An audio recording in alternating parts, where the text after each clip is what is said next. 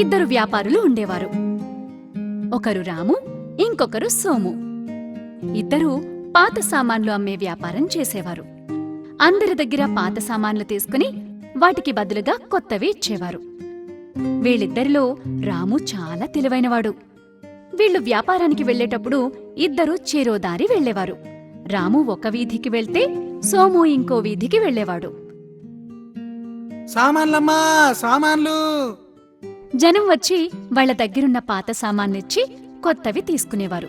ఇదిలా ఉంటే ఒక ఇంట్లో సీత ఇంకా వాళ్ల పాప చిన్ని ఉండేవారు. పాపం వాళ్లది చాలా పేద కుటుంబం. కాని వీళ్ళు ఒకప్పుడు బాగా ధనవంతులు. కాని వాళ్ల భర్త చనిపోయిన తర్వాత ఇలా పేదవారు అయిపోయారు. వాళ్ల దగ్గర విలువైన వస్తువు ఒక్కటీ లేదు. ఒక్క బంగారు పాత్ర తప్ప.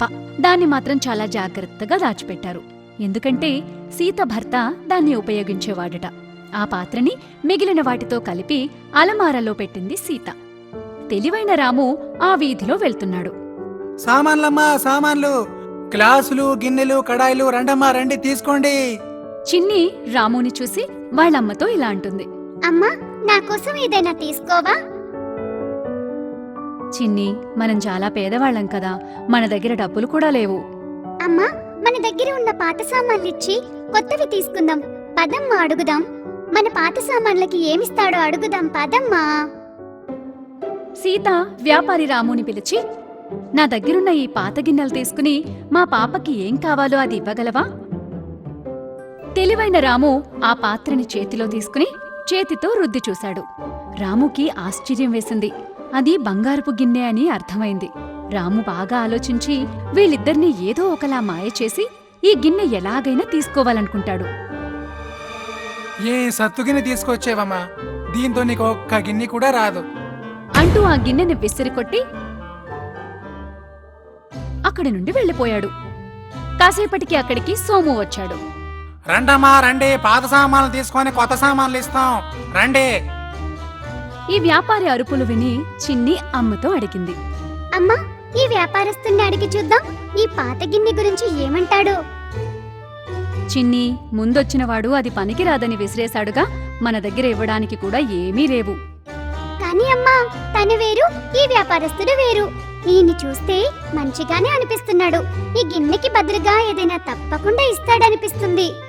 సరే చిన్ని, పిలు, ఈ గిన్నె చూపిద్దాం. చిన్ను సోముని పిలిచింది. సోము వచ్చాడు. సోముకి వాళ్ల దగ్గరున్న గిన్నె ఇచ్చారు. గిన్నె చూడగానే సోముకి తెలిసిపోయింది అది బంగారపు గిన్నె అని. అమ్మా, ఈ గిన్నె బంగారపు గిన్నె, నేను దీన్ని తీసుకోలేను, నా దగ్గర నీ డబ్బులు లేవమ్మా. కాని ఇప్పుడే ఒక ఆయన చూసి ఇది ఎందుకు పనికిరానిదని పారేసి వెళ్ళిపోయాడు.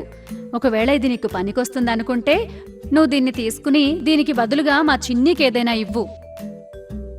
కాని సోము దగ్గర అంత డబ్బు లేదు. తన దగ్గర ఉన్న సామాన్లు, డబ్బు అన్నీ ఆమెకిచ్చేశాడు. నా దగ్గర ఇంటికి వెళ్ళడానికి కూడా డబ్బులు లేవు, అందులోంచి 2 రూపాయలు ఇప్పించండి అమ్మా అని వాళ్ల దగ్గర నుంచి డబ్బు తీసుకుని సోము ఇంటికి వెళ్ళిపోయాడు. కాసేపటికి రాము మళ్ళీ ఆ ఇంటి వైపుగా వచ్చాడు. ఏమ్మా, సర్లే సర్లే, ఇందాక తీసుకొచ్చాగా ఆ గిన్నెతే, దానికి బదులుగా మీ అమ్మాయికి ఏదో ఒకటి ఇస్తా. ఈ మాటలు విన్న సీతకి విపరీతమైన కోపం వచ్చింది.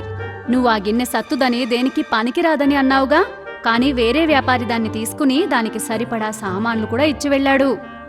అప్పుడు రాము ఎంతో బాధతో, అయ్యో భగవంతుడా, ఎంత పని చేశాను, నా చేతులారా నేనే మంచి అవకాశాన్ని పోగొట్టుకున్నాను. ఎంత మూర్ఖుణ్ణి నేను, నాకున్న దురాశతో మొత్తానే పోగొట్టుకున్నాను అనుకుంటూ బాధపడుతూ అక్కడి నుండి వెళ్ళిపోయాడు. చూశారుగా పిల్లలు, ఈ కథ ద్వారా మీకేం అర్థమైంది? దురాశ దుఃఖానికి చేటు.